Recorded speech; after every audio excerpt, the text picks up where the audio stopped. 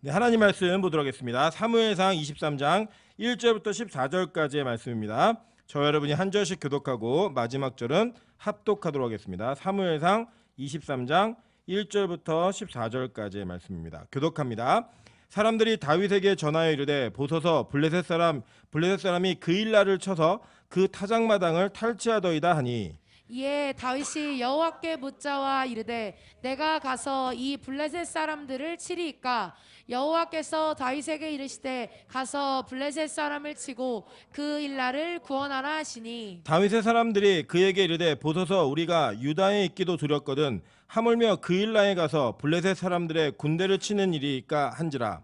다윗이 여호와께 다시 묻자온데 여호와께서 대답하여 이르시되 일어나 그일라로 내려가라 내가 블레셋 사람들을 내 손에 넘기리라 하신지라. 다윗과 그의 사람들이 그일라로 가서 블레셋 사람들과 싸워 그들을 크게 쳐서 죽이고 그들의 가축을 끌어오니라. 다윗이 이와 같이 그일라 주민을 구원하니라.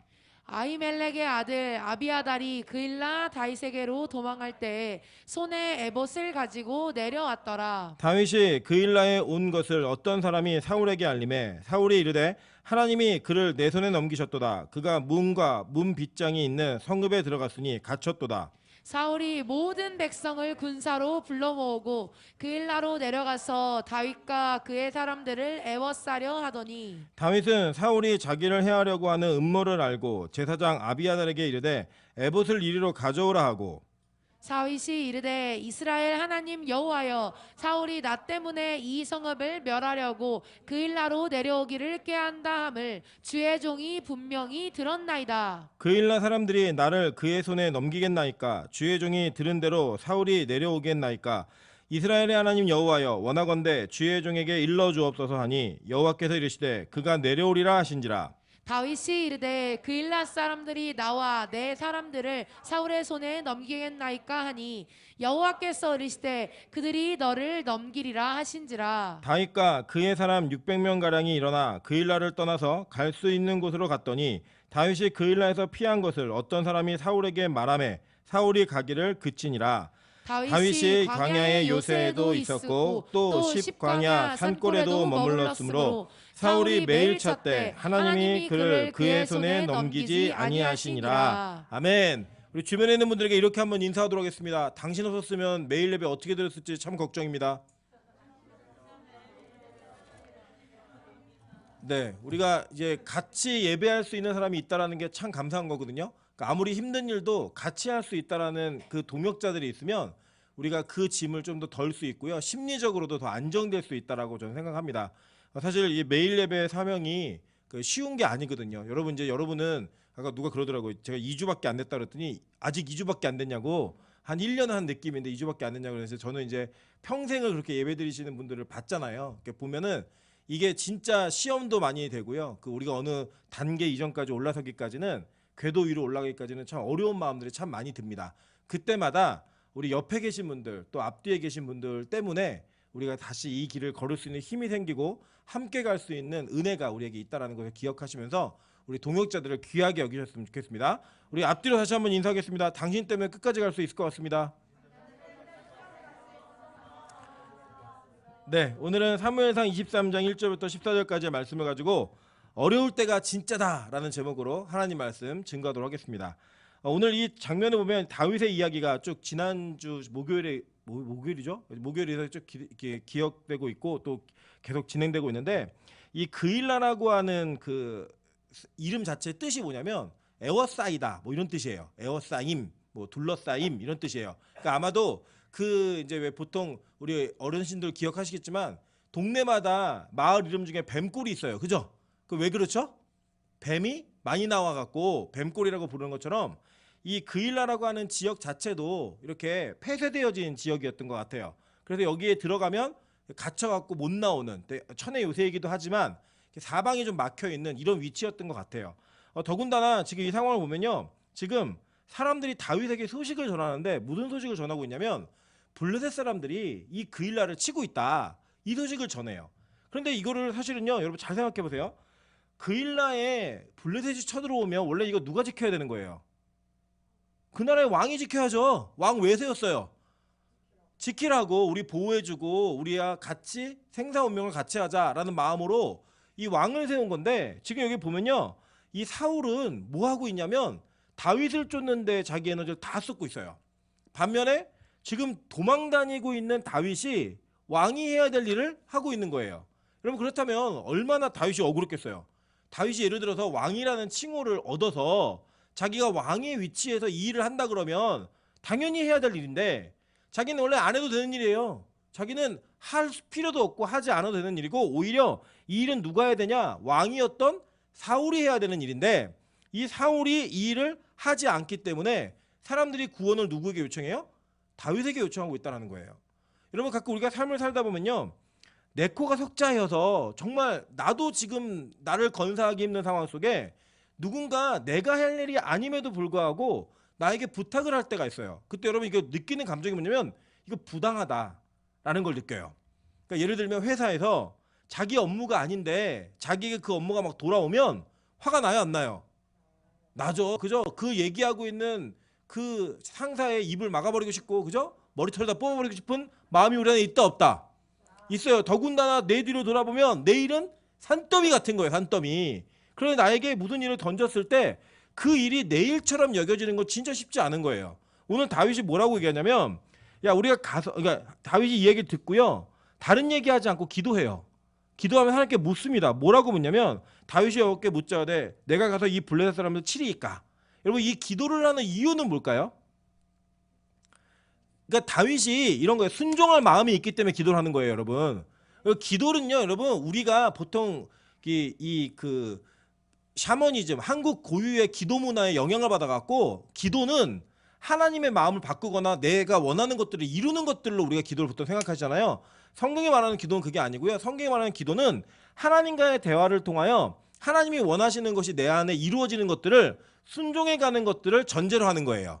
그래서 그 기도의 내용은 어떤 전제가 깔려있냐면 하나님 말씀하시면 내가 순종하겠습니다 라고 하는 것을 전제로 하는 거예요. 그러니까 지금 이 다윗은 자기의 상황이 어떤지 정확히 알아요. 왜냐 사울이 쫓고 있다는 것도 알고 있고 그가 쫓김을 당하면 도망갈 수밖에 없는 상황이라는 것도 정확히 알고 있어요. 그 상황 속에서 다윗이 결정한 게 뭐냐면 묻는 거예요. 하나님 내가 그 일로 갈까요? 그럴 때 하나님이요 가래요.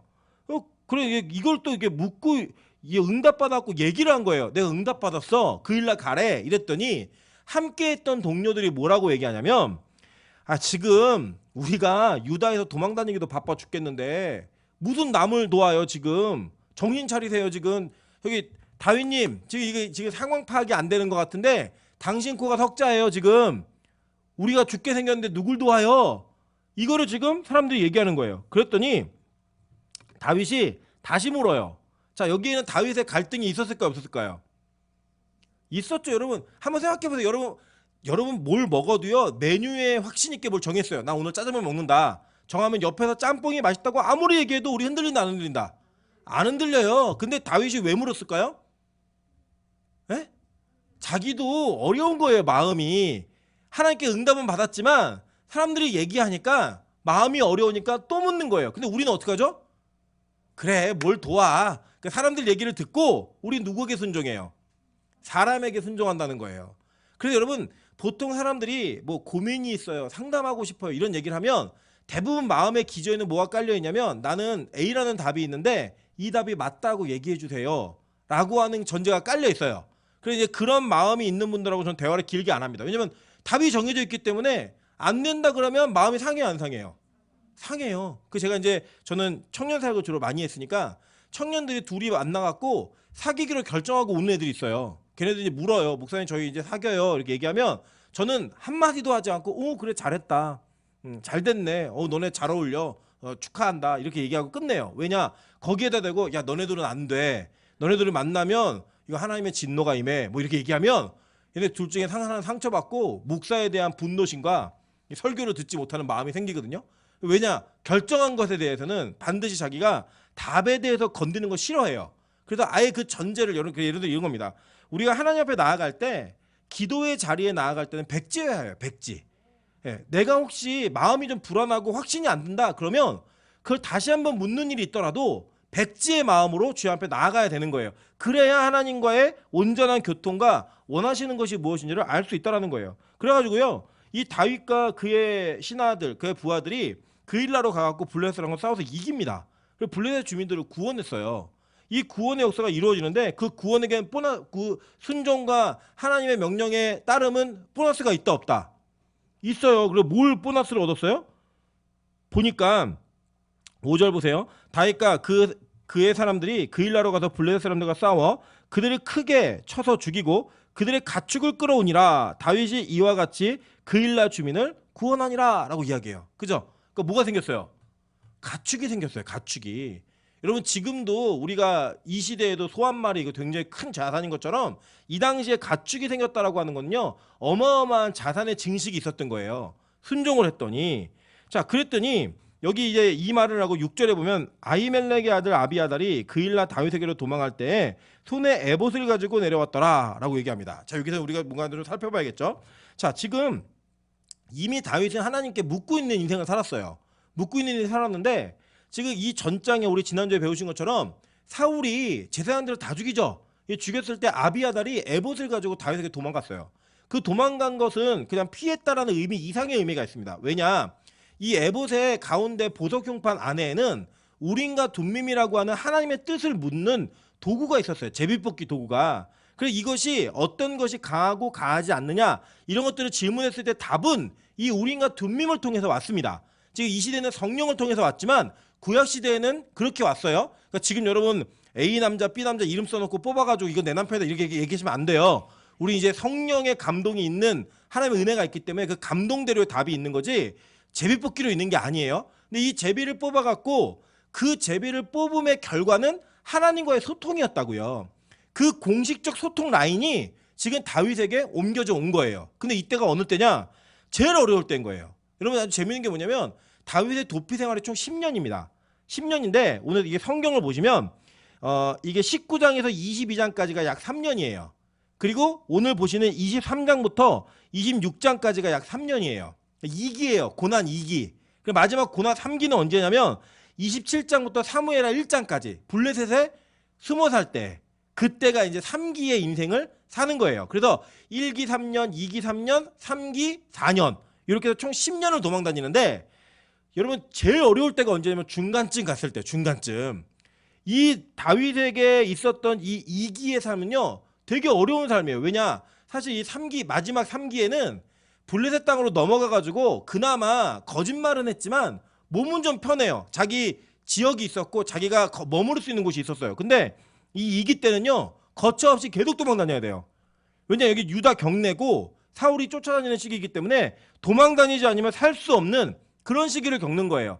하나님이 그런 시기에 다윗에게 뭘 허락하시느냐? 에봇을 입은 대제사장을 허락하심으로 말미암아 하나님과의 소통의 길을 열어놓으시는 거예요. 여러분 이게 진짜라는 겁니다. 우리 인생에 하나님께서는 어려운 시기가 있을 때 뭘 하게 하시느냐? 기도하게 하세요. 그런데 그 어려운 시기에 하는 기도를 통해서 하나님은 여러분과 저와 소통을 하는 것을 통해 가장 어려운 때에 진짜 하나님의 도움이 뭔지를 발견하게 하신다는 거예요.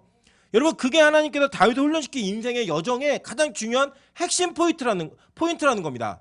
그러니까 이 다윗에게는 가장 괴로운 시기인데 그 괴로운 시기에 하나님은 기도의 길을 여신다 안 여신다?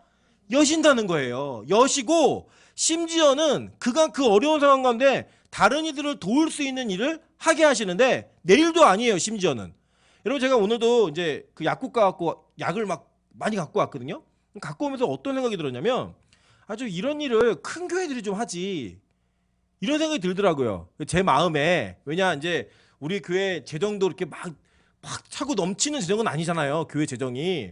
그러니까 이게 좀 더 많은 것들을 보내려고 욕심도 생기고 그 욕심을 생각하니까 재정에 대한 걱정도 되고 여러 가지 어려움들이 좀 이렇게 교차하다 보니까 아니 좀 큰 교회들이 이런 일 좀 하지 왜 작은 교회가 이런 일을 해야 되나 이 생각이 제 안에 슬쩍 스치고 지나가는 거예요.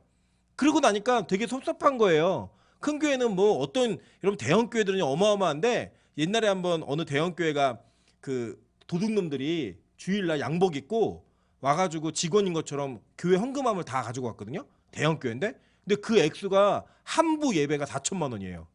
그러니까 한부 예배가 나오는 헌금이 4천만 원이래요. 그래서 야 진짜 되게 많이도 들어온다 헌금이. 제가 이제 그 생각을 한 적이 있거든요. 그러니까 그런 게가 좀 도움은 좋잖아요. 근데 꼭 하나님은 우리도 없는데 도우라고 하시는 거예요. 여러분 그것도 우리 일이라고 안 생각해도 되잖아요. 근데 꼭 우리한테 도우라고 하시는 거예요. 여러분 마찬가지예요. 교회 안에도 보면요, 우리가 직분이 있으면 그 직분자들이 맡아야 되는 위치와 뭔가 해야 되는 일이 있다라고 우리는 고정적으로 생각하는 게 있어요. 근데 그게 해결이 안 되고 내려오고 나한테까지 내려오면 어떤 마음이 드냐면, 장로님은 뭐 하는 거야? 권사님은 뭐 하시는 거야? 집사들은 뭐 하는 거야? 목사는 뭐 하는 거야? 전도사는 뭐 하는 거야? 강도사, 뭐 부목사는 뭐 하는 거야? 왜 도대체 이게 우리까지 해야 돼? 이런 생각이 든다 안 든다? 드신다고요. 근데 그때 그 어렵고 힘든데 내일이 아닌 것 같은 때 순종을 하면 뭐가 있다? 보너스가 있다. 보너스가 있다. 여러분 보너스 좋아하시잖아요. 그죠? 보너스가 있다는 거, 보너스가. 여러분 또 재미있는 사실은 뭐냐면요, 13절 한번 보세요. 다윗과 그의 사람 600명 가량이 이렇게 얘기해요. 그죠? 자, 그런데 여기 보시면요, 22장에 보시면 22장 2절에 보면 환난당한 자, 원통한 자, 빚진 자, 이 사람들 모였잖아요. 몇 명이 모였어요? 400명이 모였다고요. 이 400명이 어려운 일을 더 돕고 나니까 그 일날을 구원한 이후에 그 인원이 몇 명이 돼요? 600명이 됐대요. 600명이. 하나님이 어려울 때 그 어려움 속에서 요구하시는 순종을 했더니 그들의 인생 가운데 가축도 늘었고 뭐도 늘어요? 사람도 늘었다는 거예요. 사람도. 여러분 이 환난당한 자, 빚진 자, 마음이 원통한 자들이요, 나중에 다윗 정부에 고위 관료들이 되는 사람들이에요. 다 같이 굴에서 숨어 다니고 피해 다니고 어려움을 겪었던 그 고생을 했던 사람들이요, 광야의 훈련을 통과한 사람들이 다 나중에 다윗 정부의 요직을 차지하는 장군들이 되고 관료들이 되는 이런 일들이 벌어진다는 거예요. 여러분 우리가요, 우리 인생에 어느 줄에 섰냐도 참 중요하지만 어느 타이밍에 순종하느냐도 더 중요한 그런 의미가 있습니다. 그래서 여러분 저는요 진짜 우리 뭐 이주영 목사님이나 민하영 전사님의 인생을 참 축복해주고 싶고 이게 해주고 싶은 게 뭐냐면, 진짜 우리 교회가 뭐 어려울 때, 리모델링하고 있을 때, 다달이 사례를 잘 줄 수 있을까라는 고민이 있을 때 그때 와서 뭐 큰 거 바라지 않고 열심히 했어요. 제가 아직도 기억나는 게 뭐냐면, 제가 이주영 목사님한테 항상 많이 못해줘서 미안해라고 얘기를 하면 뭐라고 얘기했냐면, 자기가 하늘문을 소개받고 이 교회에서 충성하게 할 수 있는 그것은 돈으로 환산할 수 없는 거래요. 지금도 그랬으면 좋겠어요. 지금 안 그런지 모르겠지만 지금도 그랬으면 좋겠어요. 그러니까 우리 민하영 선생 마찬가지예요. 우리 사실 아시겠지만 여자 교육자 구하는 게 진짜 하늘의 별따기입니다. 그리고 옛날 제 친구들이 연락 오는 게 어디 좋은 여자 선수 없어? 이거 계속 물어요. 혹시 마음에 원함이 있으면 저한테 얘기하세요. 나 가고 싶다고. 그럼 제가 보내드릴게요. 전도사 고시 보게 해가지고. 근데 진짜 없어요. 없는데 그냥 하나님의 은혜 가운데 뭐 아무것도 바라지 않고 뭐 얼마 받을래요 이런 것도 없었어요. 얼마 줄게 이런 것도 없었고, 그냥 우리 교회가 아직 어려워, 많이 못 해주니까 그냥 일단 고생하자, 나중에 하나님이 갚아주실 거야. 그랬더니 묻지도 않고 그냥 왔어요. 네, 그게 바로 은혜예요. 은혜. 여러분 저는 이렇게 하나님의 은혜 가운데 어려울 때 하나님이 요구하시는 그것들을 내가 해내는 게 진짜라니까요. 사람은요 자기가 어려울 때 진짜 본성이 드러나요. 여러분 예를 들어 내가 가난하고 어렵고 힘든데 하나님 돈 주시면 남 도울게요. 제가 그런 사람 치고 아무도 못 봤어요. 하나님 제가 돈 벌게 해주시면, 나 사업 잘 되게 해주시면 복음의 일 할게요. 한 명도 못 봤어요. 여러분 그냥 우리는요, 제가 이제 저희 어머님이 말씀하신 그 내용에 참 매력에 박히는데, 우리는 하나님 돈 벌면 내가 주님 도울게요, 주님 일 할게요, 그게 아니라 그냥 우리 자체가 복음의 나무가 되면 돼요. 그러면 우리에게 열리는 열매는 다 뭐예요? 다 복음인 거예요. 그 다 주의 것이라고 고백할 수 있는 그 고백이 있어야지만 하나님과 우리 사이에 온전한 신뢰의 관계가 생기는 거예요. 여러분 하나님은요 우리에게 믿고 많은 걸 맡겨주고 싶어 하세요. 근데 왜 못 맡기냐? 떼먹을까 봐. 그 떼먹으면 그거 끝나냐? 끝나면 그거 괜찮죠. 떼먹으면 그게 우리의 영혼의 문제와 직결되어 있는 문제이기 때문에 하나님이 우리한테 못 주시는 이유가 있는 거예요. 안 주시는 이유가 있는 거예요. 그런데 그 어려울 때 순종의 요구를 해내면 하나님이 사람도 늘게 해주시고 인권도 주시고 물권도 주시고 영권도 주신다는 거예요. 여러분 생각해보세요. 여러분이 가고 있는 인생의 길 가운데 어려운 일을 물을 때마다 답이 와요. 얼마나 여러분 좋아요. 우리 그게 없어서 고난된 인생이잖아요. 내가 누구랑 만나서 결혼해야 되는지, 누구랑 이 직업을 택해야 되는지 안 택해야 되는지 항상 그게 고민 아니세요? 근데 다윗이 진짜 어려울 때 어려울 때 순종하니까 진짜가 오는 거예요. 진짜가. 영권, 물권, 인권이. 저는 여러분 우리 교회가 저를 포함해 우리 모두가 매일 예배 드릴 실력 안 돼요. 실력이 안 된다고요. 벌써 2주밖에 안 돼. 1년 됐다고 생각하기에 무슨 말이겠어요. 힘들어 죽겠다는 얘기잖아요. 나 1년만큼 힘들다. 여러분 저는 매일 1시간씩 기도해요. 왜 1시간씩 기도하느냐? 저는 10분 했는데 느낌에 1시간이 갔어요. 저는 제 마음에 제 기준에 1시간 하는 거죠. 그게 우리 모습이라고요. 2주 했는데 1년 한 것 같아요. 1년 한 것 같대요. 우리 안 돼요. 안 되는 그 어려운 상황에 하나님이 요구하실 때 그 요구를 순종할 수 있다면 저는 그 뒤에 하나님이 우리에게 주시는 우리가 알지 못하는 은혜의 보너스가 있다 없다? 있다. 그거 믿는 거예요. 그거 믿으면서 순종하면 하나님께서 우리에게 주시는 은혜가 있다라는 거예요. 제가 앞으로 이게 우리 교회 간증이 됐으면 좋겠는데 저희 하늘분이 양산에다 개척할 때 그 노숙자 때문에 개척했다 하셨잖아요. 그 얘기 여러분 들으셨잖아요. 근데 사실은 저희 어머니 마음 가운데 되게 많은 갈등과 고민이 있으셨어요. 왜냐하면 이 부산하고의 어떤 관계가 무너지는 이런 속에서 그 부산에 또 가야 되느냐 안 가야 되느냐 이것에 굉장히 큰 고민이었어요. 그래서 이제 어쨌든 순종함으로 울면서 진짜 순종하셨어요. 순종을 했는데 어떤 일이 벌어졌냐면 저 그 옆에 그 땅들을 다 매입하던 어떤 사람이 전화가 온 거예요. 거기 그 건물 팔으라고. 그리고 이 건물 얼마에 샀냐? 얼마에 샀다 그랬더니 우리가 10억 더 줄 테니까 팔으라고. 그래서 왜 요새 특세 때 흑자 계속 나왔잖아요. 진짜 흑자가 됐어요. 근데 이번에 그 주변을 돌아다녀 보니까 그 건물이 너무 싸게 산 거예요. 하늘문이. 이 건물을 시세보다 10억을 싸게 산 거라 지금 10억을 받으면 그냥 원래 가격인 거예요. 가격이. 그래서 원장님이 20억 정도는 더 받아야 될 것 같다. 이렇게 얘기했는데 그쪽에서 고민하고 있는 것 같아요. 이게 진짜 은혜인 거예요. 은혜. 그 건물 소유한 지 8개월도 안 됐어요. 하나님이 어려울 때 순종을 하니까 그 순종 끝에 도우시는 은혜가 있더라는 거예요. 여러분 저는 우리 빛과 소금이 이런 좀 배짱이 있었으면 좋겠어요. 절 위해 먼저 기도해 주세요. 왜냐? 우리 교회가 저는 아직은 우리 교회가 진짜 어려울 때 하나님이 어딘가를 도우라고 하시면 용기가 그렇게 크게 나지 않거든요. 근데 저보다 여러분 더 믿음이 없으시더라고요. 저도 믿음이 없는데 저는 요만큼 하자고 여러분은 되게 고민을 많이 하세요. 예. 근데 이게 어떤 차이냐? 아직 우리가 하나님의 은혜의 그 경험들이 없기 때문에 있는 고민들이에요. 근데 저는요.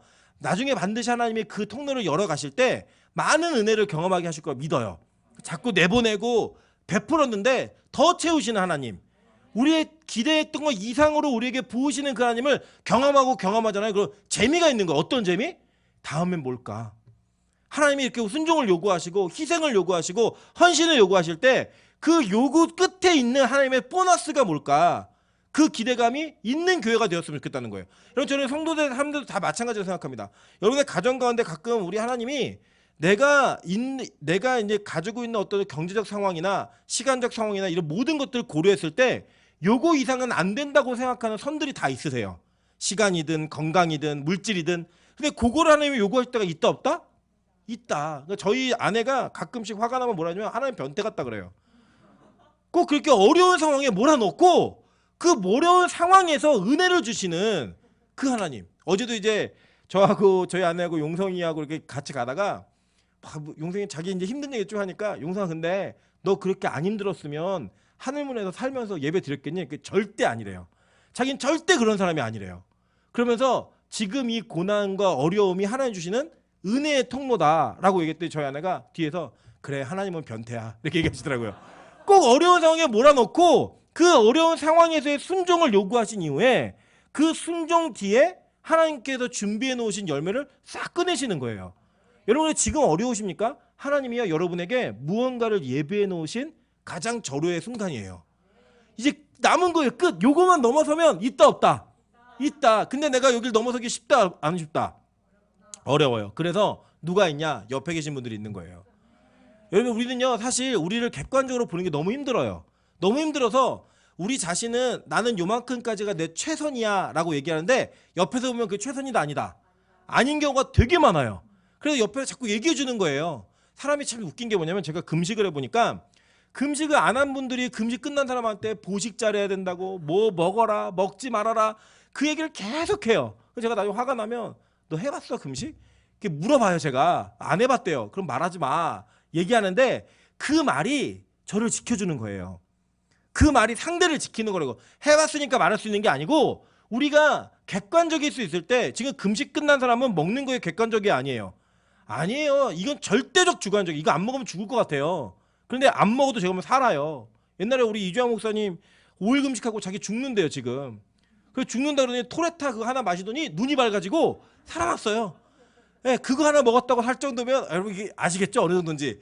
이게 객관적이지 않아요 우리는. 우리 자신에게. 여러분 신앙도 마찬가지예요. 여러분 지금이 최선 같지만 하나님이 보실 때는 여러분 최선 아닐 수 있어요. 그래서 우리가 옆에 있는 나를 위해 기도해주는 동역자가 있는 거예요. 그 동역자가 아니야 우리 한 발 더 같이 갈 수 있어. 진짜 한 발 더 함께 할 수 있어. 이거를 보일 수 있는 거예요. 그랬더니요. 진짜 너무 재밌는 게 뭐냐면 그러고 나면은 또 은혜가 계속 임해야 되는데 은혜가 오면 같이 못 온다? 시험도 온다. 그 은혜가 이렇게 딱 오고 나서 얼마나 기뻐요. 600명 됐죠. 가축 늘었죠. 막 기쁜데 갑자기 사울 온다는 거예요 지금. 그것도 누가 가서 꼰질렀어. 이게 설교가 아니죠. 예. 누가 더 일렀어. 저기 다윗 그일라에 있대요. 잃는 거예요. 이 쥐새끼 같은 사람도 있었고 이게 사울 줄에 쓰려고 이게 잃는 거예요. 그러니까 사울이 뭐라고 했냐? 하나님이 저 인간 나한테 맡겼구나. 그러니까 이게 마귀는요. 그러니까 진짜 하나님의 뜻을 제대로 볼 줄 모르는 사람은 다 자기가 유리한 대로 해석해요. 지금 자기가 무슨 짓을 하고 있는데 블레셋이 쳐들어와서 싸워야 되는 게 왕이 해야 되는데 직무유기를 하면서 그 직무유기 속에 자기가 개인적 복수심을 가지고 쫓아가는 사람이 소식이 들렸다는 걸 하나님이 맡기셨대요. 여러분 이런 미련한 사람이 어디 있어요? 여러분 절대로 우리는요. 우리 개인의 감정이 하나님의 뜻에 이렇게 맞춰가지고 뭐를 탁 얻는 것처럼 그렇게 하면 안 돼요. 저희 안에 좀 못된 게 있더라고. 자기가 싫어하는 사람이 있으면 그렇게 사는 사람은 하나님 때리셔야 된대요. 네. 하나님이 반드시 그 사람 혼내야 된대요. 저는 아니라고 생각해요. 그 사람의 인생에 하나님 만들어 가시는 방법이 있어요. 그 방법 속에 그 사람이 어떤 과오를 저지르든 실패를 하든 하나님이 그 과정을 통해 반드시 그 과정 속에서 훈련시키는 훈련의 과정이 있다고요. 그 훈련의 과정을 통하여 하나님이 만드시는 은혜가 있는데 이 사울같이 진짜 무지한 사람들은 다 자기가 하는 모든 것들이 진짜 하나님 뜻인가 묻지도 않았어요. 기도도 안 해요. 그런데 하나님 뜻이래요. 그래서 여러분 제가 그런 게 있더라고요. 교회 어른들이 이제 아프시면 그걸 공개하는 걸 좀 힘들어하세요. 특히 어르신들이. 이유가 뭐냐? 내가 뭐 예를 들어 암이 걸렸다. 어디가 아프다 얘기하면 사람들이 나한테 벌 받아서 그런다고 하나님께 죄 받아서 그런다고 이런 얘기할까 봐 말을 못 하시겠대요. 그러니까 이게 뭐냐? 하나님이 여러분 목사도 암 걸려 죽을 수 있습니다. 그죠? 여러분 엘리사도 죽을 병 걸려 죽었고요. 이 바울도 병이 안 났어요. 디모데도 병이 있었고요. 병으로 죽는 사람이 있다 없다? 있어요. 여러분 엘리사는 죽은 자도 살리는 능력이 있었는데 그에게 죽을 병으로 걸려 병 때문에 죽었다니까요. 병 걸리는 게 죄 아니에요. 그거 심판 아니에요. 충분히 그럴 수 있어요. 그냥 타락한 인간의 죄의 세상에서 누구에게나 일어날 수 있는 일이에요. 그런데 우리는 내가 싫어하는 사람이 병 걸리면 뭐라 그래요? 하나님 살아계시다고. 하나님 심판하셨다고. 절대 그런 거 아니에요. 그러면 함부로 하시면 안 돼요. 지금 누가 그걸 함부로 했어요? 사울이 그 말을 함부로 했단 말이에요. 그런데 다윗이요 물어요. 이걸 듣고도 하나님 진짜 사울 와요? 묻는 거예요. 올 거야. 그럴 때 다윗이 뭘 하나 더 묻냐면 저는 이게 참 슬펐을 것 같아요. 근데 그일라 사람들이 나 사울한테 팔아요? 물은 거예요. 하나님 판다는 거예요.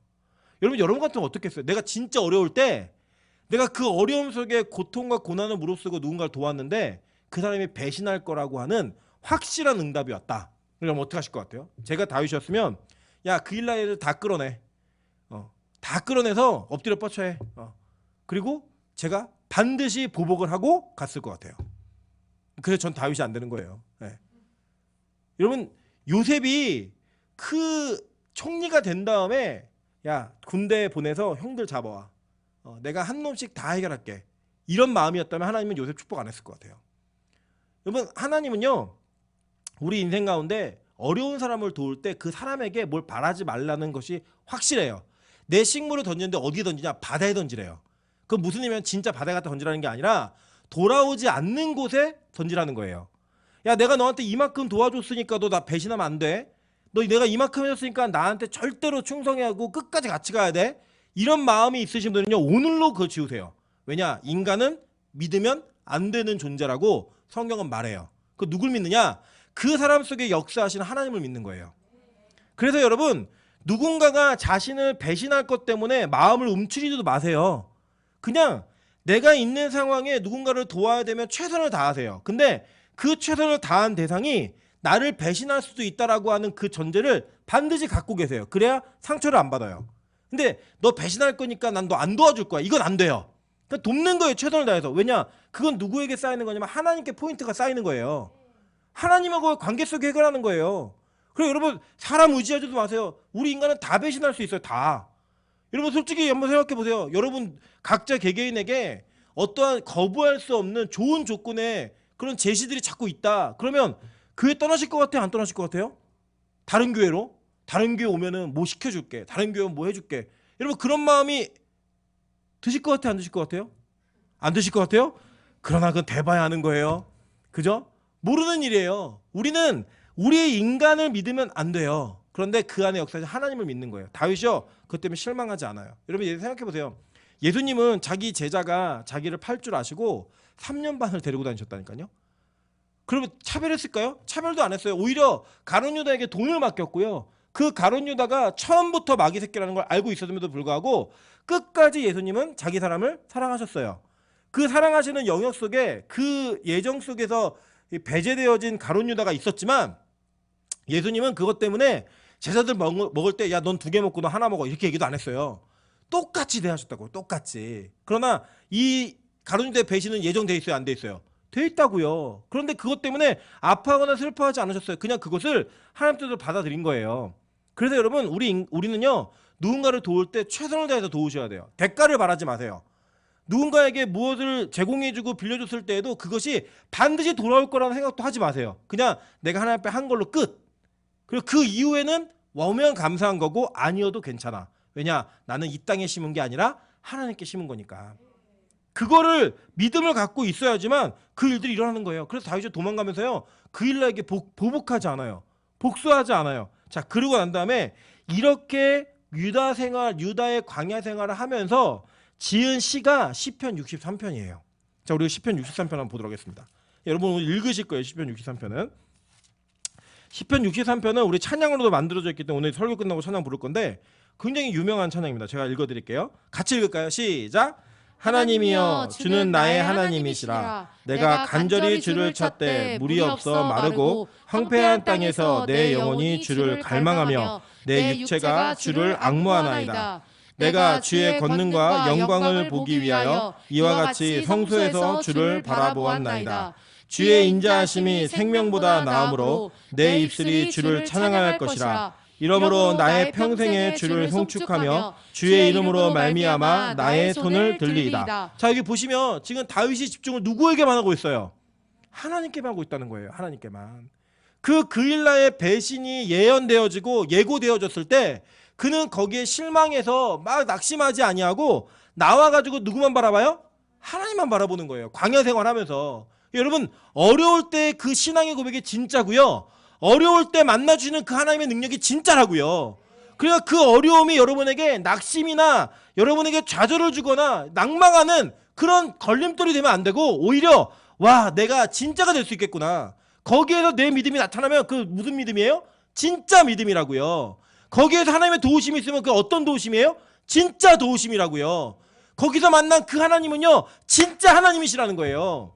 그럼 우리 진짜를 만나기 위해 지금 이 어려운 길들을 걸어가면서 낙심하지 않는 거예요. 실망하지 않는 거예요. 낙오하지 않는 거예요. 왜냐? 나는 지금 진짜를 만나기 위한 훈련을 받고 있기 때문에. 내가 진짜가 되기 위한 하나님의 훈련의 과정 속에 있기 때문에 진짜이신 그 하나님을 경험하기 위한 그 하나님의 능력이 임하고 있기 때문에 그걸 바라보면서 걸어가시는 거예요. 그래서 볼게요. 5절부터 봅니다. 시작. 골수와 기름진 것을 먹은가 같이 나의 영혼이 만족할 것이라. 나의 입이 기쁜 입술로 주를 찬송하되 내가 나의 침상에서 주를 기억하며 새벽에 주의 말씀을 작은 소리로 읊조릴 때에 하오리니 주는 나의 도움이 되셨음이라. 내가 주의 날개 그늘에서 즐겁게 부르리이다. 나의 영혼이 주를 가까이 따르리니 주의 오른손이 나를 붙드시거니와 나의 영혼을 찾아 멸하려 하는 그들은 땅 깊은 곳에 들어가며 칼의 세력에 넘겨져 승냥이의 먹이가 되리이다. 왕은 하나님을 즐거워하리니 주께 맹세한 자마다 자랑할 것이나 거짓말하는 자의 입은 막히리로다. 아멘. 그가 이 고백을 하는 거예요. 여러분 보세요. 지금 세상의 기준으로 볼 때 누가 승냥이에게 먹이가 될 것 같은 위기가 더 많았겠어요. 세상의 관점으로 볼 때 누가 이 땅에서 남겨져 갖고 칼의 땅 깊은 곳에 들어가고 칼의 세력 아래에서 언제 죽을지 모르는 그 두려움에 떨고 있어요. 다윗이 그랬다니까요.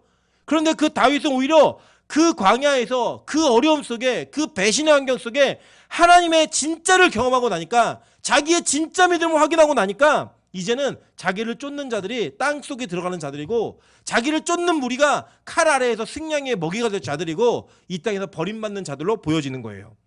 여러분 그게 진짜 믿음인 겁니다. 여러분 때로는 여러분의 직장 속에 가정 속에 삶 속에 여러 가지 영역 속에 정말 여러분을 괴롭게 하고 힘들게 하는 사람들이 있고 그런 제도가 있고 시스템이 있잖아요. 그 가운데도 여러분 왜 나는 이렇게 어렵지? 나는 왜 이렇게 힘들지? 왜 나에게만 이런 일들이 벌어지지? 라는 낙심으로 들어가지 마시라는 거예요.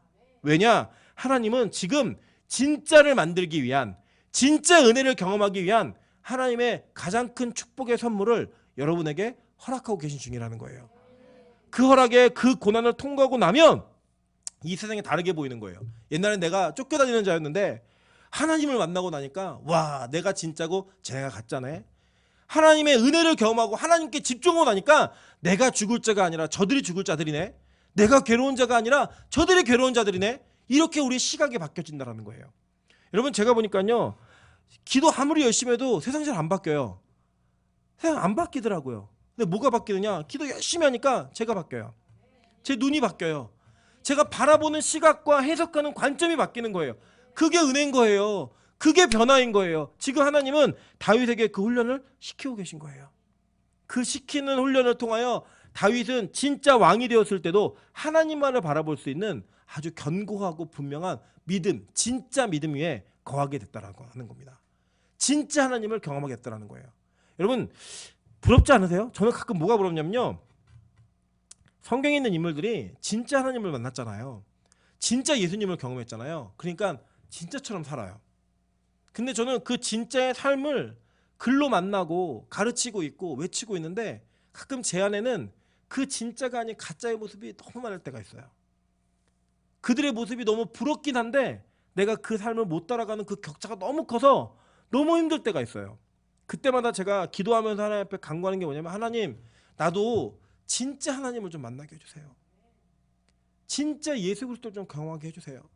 진짜 은혜를 진짜 복음을 좀 경험하게 해주세요. 그러면 지금의 가짜의 모습이 아닌 진짜의 모습이 될 수 있으니까. 지금 우리 안에 그 고민들이 저는 있으셔야 된다고 생각합니다. 진짜로 되어가는 이 과정 어렵고 힘드시겠지만 진짜가 빨리 될 수 있는 길이 이 지름길이 있다면 이 길을 잘 갈 수 있는 저 여러분 되시기를 주님의 이름으로 축원합니다.